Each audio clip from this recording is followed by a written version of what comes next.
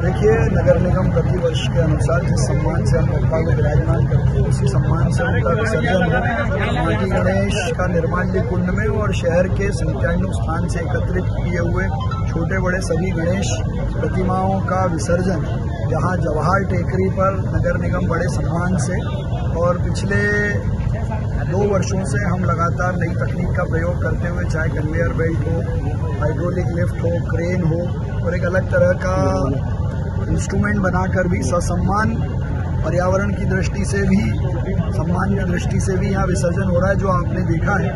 और ये अद्भुत भी है कि विसर्जन भी पूरे सम्मान से गणेश जी का हो और शहर में ये बहुत बड़ा उदाहरण है पर्यावरण संरक्षण का कि जो हमारे नदी नाले तालाब हैं उसमें विसर्जन नहीं होने से बहुत बड़े स्तर पर जल संरक्षण में भी हमको लाभ मिलता है। क्या कुछ सरकार का रहा है गणेशों को लेकर जो अपील आपने की उसका? वो पूरी अपील बहुत सार्थक रही।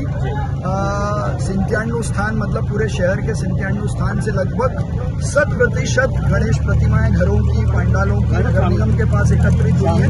कुछ बड़े पांडाल जो अपनी परंपरा अनुसार नर्मदा जी के विसर्जन के लिए जाते हैं उनकी संख्या भी इस बार कम हुई है, क्योंकि उन्होंने जब ये देखा कि पिछले 2 वर्षों से ससम्मान इंदौर में ही विसर्जन हो रहा है तो उन्होंने भी अपनी गणेश प्रतिमाएं नगर निगम को सुपुर्द की हैं। तो मुझे लगता है कि इस बार 95% विसर्जन नगर निगम के माध्यम से ही हुआ।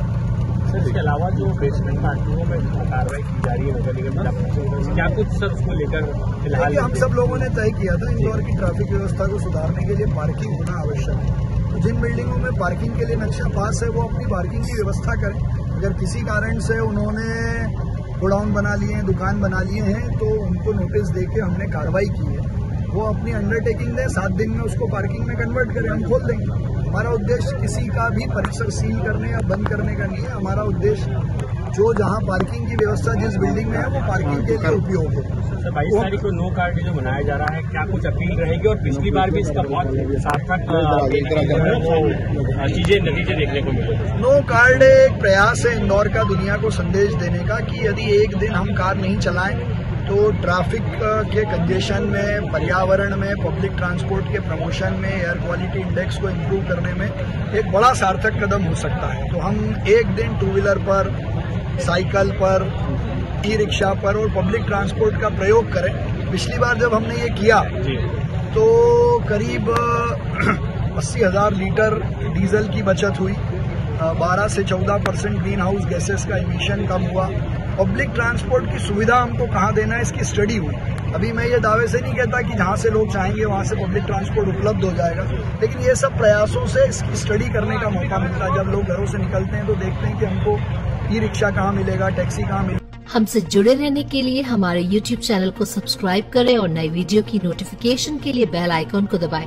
अगर आप ये वीडियो Facebook पर देख रहे हैं तो लाइक जरूर करें और ज्यादा से ज्यादा शेयर करें। धन्यवाद।